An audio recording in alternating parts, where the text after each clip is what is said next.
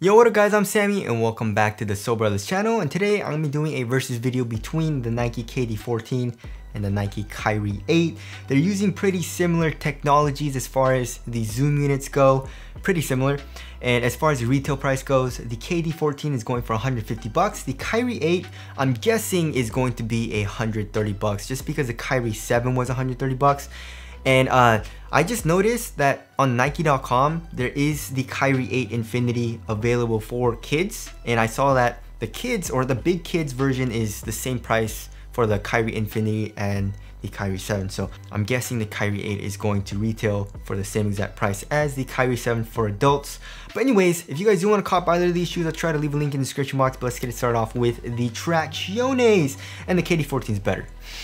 So on a clean court, it just has the better bite. It bites really well, and you stop pretty much on a dime. The Kyrie 8, at first, it's not that good, but once you keep playing it gets better and better, but it doesn't get to the level of the KD14, unfortunately, but it's still really good. So obviously, if you want the better bite, the KD14 is better, although the Kyrie 8 is still good. As far as dust pickup goes, the KD14 picks up very minimal dust, and if it does pick up dust, it's a very easy wipe. Same thing with the Kyrie 8. The Kyrie 8 didn't really have a whole lot of issues with dust either, and if it did pick up dust, super easy wipe. So dust is pretty much tied.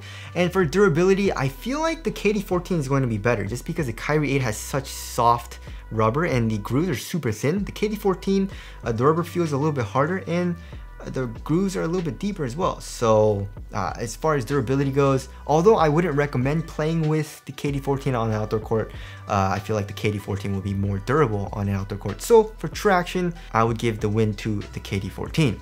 All right, moving on to the heel to toe transition. So both of these shoes are super smooth. Here in the KD14, we have Cushlon, which is fully exposed, and it's super soft. We have a nice curved shape as well, so it feels super smooth here in the heel. In the forefoot, we have a super curved shape and a very flexible forefoot as well. So super smooth running down the court, especially doing heel dominant strides. Same thing with the Kyrie 8, fully exposed fine line. It's not as soft obviously as the KD14, but it's not clunky or anything. You have a nice curved shape as well in the heel, and a nice curved shape here in the Kyrie 8, and a lot of flexibility here in the forefoot as well. So Kyrie 8 and KD14, I pretty much tied up for heel to toe transition. They're both super smooth. All right, moving on to the cushioning setup. So the KD14 is pretty damn crazy. It's one of my favorite cushioning setups, I would say ever, maybe, or especially of this year or the past year, right? So we have full length Cushlon, which is super nice, and also we have full length Zoom STROBEL, right? So you feel that crazy compression and bounce right underneath your foot. And some people don't like that, but I like it. I mean, most times I like it. Sometimes I want something like very responsive, like the Curry 8 or Giannis Immortality. But most of the time, I do like the feeling of Zoom STROBEL.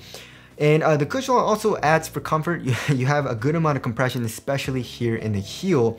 And if you look at the zoom unit in the KD14, it is articulated. So it's just bouncy in that area. You know what I mean? As opposed to the zoom unit here in the Kyrie 8, where it is a Zoom STROBEL unit, but it's only here in the forefoot. I would say it might even be a little bit thicker. Just from like looking at it, it looks a little bit thicker to me.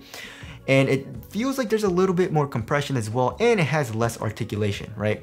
So you feel a little bit of, it feels a little unstable, I would say. So if you want something a little bit more responsive, and I guess you don't like that unstable feeling, then you probably won't like the Kyrie 8. It definitely did hurt my foot a little bit, especially when I was first playing it, like the first day or two. I definitely had to get used to it. It was hurting my arch a little bit as well, but like I said, I did get used to it. So here in the forefoot, the Kyrie 8 is definitely bouncier, has more compression, is crazier, although the KD14 is still pretty damn crazy. Of course, here in the heel, I mean, there is a zoom unit in the Kyrie 8, but it's not, you don't really feel it all too much, and the foam is pretty stiff. I mean, there's only a little bit of compression. So for me personally, I like the overall more like balanced feel. Even though the KD14 zoom unit is still crazy, it's overall a little bit more balanced, like the overall feeling of the cushion. So I like the KD14 a little bit more. As far as the court feel goes, I would say they're both super low to the ground, but the Kyrie 8 might feel a little bit lower to the ground.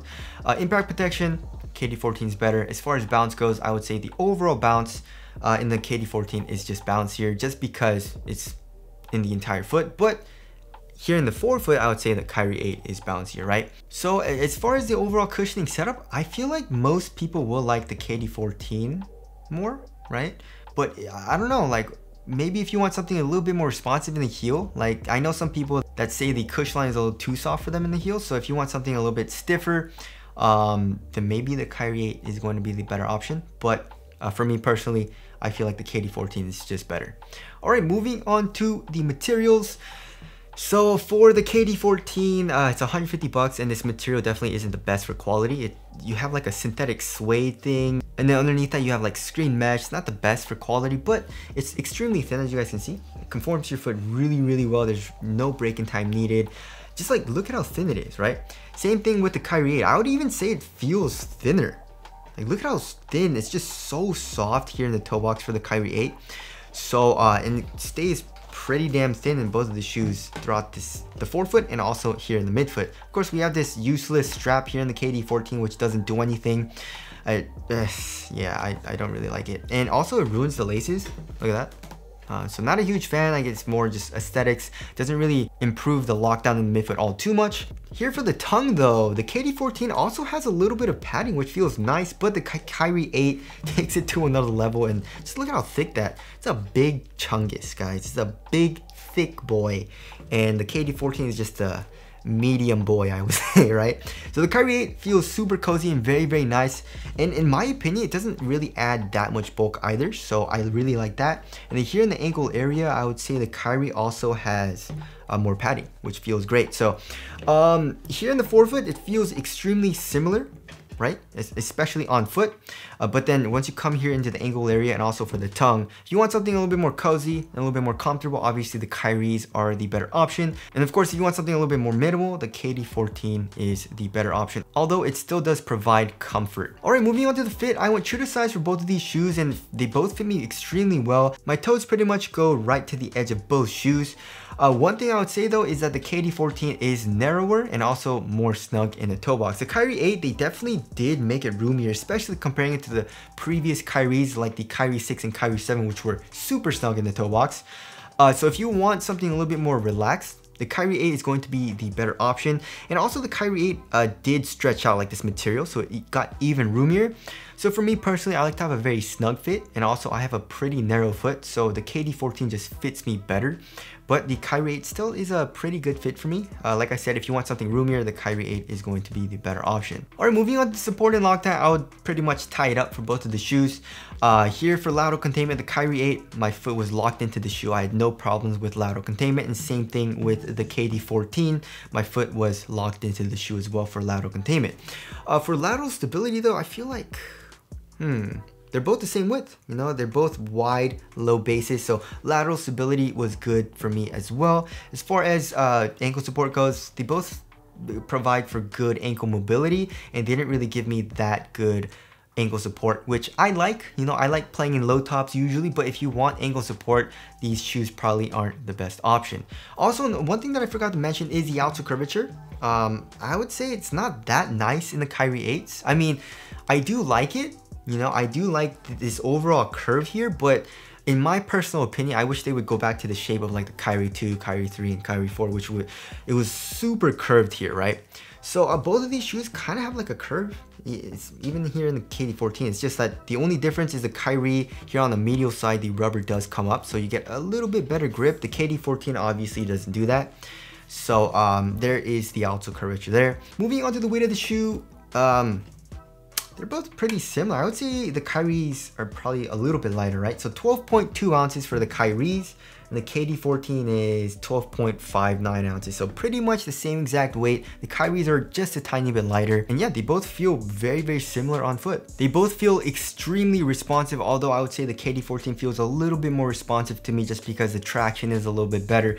And also the fit is a little bit better for me as well. But overall, these are both very responsive feeling shoes. You feel lightweight, very quick. I love the bounce from the zoom units as well. As far as the aesthetics, yeah, the Kyrie 8 looks better. I wouldn't say hate. Hate is a strong word, but I dislike the KD14. I wouldn't say dislike though.